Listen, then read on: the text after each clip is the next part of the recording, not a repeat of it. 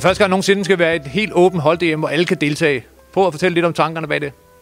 Jamen, tanken i Danmarks Cykelunion har jo været igennem mange år, at vi gerne ville lave et arrangement, hvor vi samlede eliten og bredden. Og den tanke er nu blevet gjort til virkelighed, og det er med stolthed og glæde, at vi kan sige, at det løber i stablen den 21. juni her i Horsens i nogle fantastiske rammer. Og uden Horsens Kommunes store opbakning, så var det ikke blevet til noget. Og vi forventer jo, at det, at vi åbner for motionisterne, og det er alle motionister, der kan komme, tror vi på, at det skaber rammerne om et enestående sportsbegivenhed, cykelbegivenhed, som så finder sted her i Horsens Kommune. Vi glæder os meget. Og Peter Sørensen, borgmester her i Horsens. Hvad er baggrunden for, at Horsens skal gå med det her event? Jamen, Horsens Kommune er jo vant til at have de store events, både på sportsscenen og på musikscenen, og her kommer et af de her på sportsscenen, som vi glæder os rigtig meget til, fordi her får vi blandet bredde og elite, og vi får vores lokale foreninger med ind i det.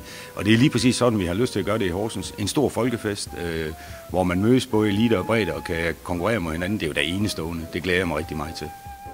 Og Jens Kasser, lige til sidst. Vil du komme med en hurtig opfordring til alle de motionister ude i Danmark? Jamen, det er over at finde cyklen frem. Vi har faktisk gjort det sådan, at alle kan deltage på alle mulige cykler. De skal egentlig bare have en cykel og en styrthjelm. Så skal de bare komme til Horsens, så skal vi nok sørge for, at de får en super spændende cykeldag. Og Horsens er vi klar på dagen? Vi er klar på dagen, som altid. Det er i Horsens, de store events, de er. Og en af de ting, der er rigtig godt på Horsens, det er, at lokalbefolkningen bakker rigtig meget op omkring det her. Så jeg er sikker på, at en folkefest, det får vi.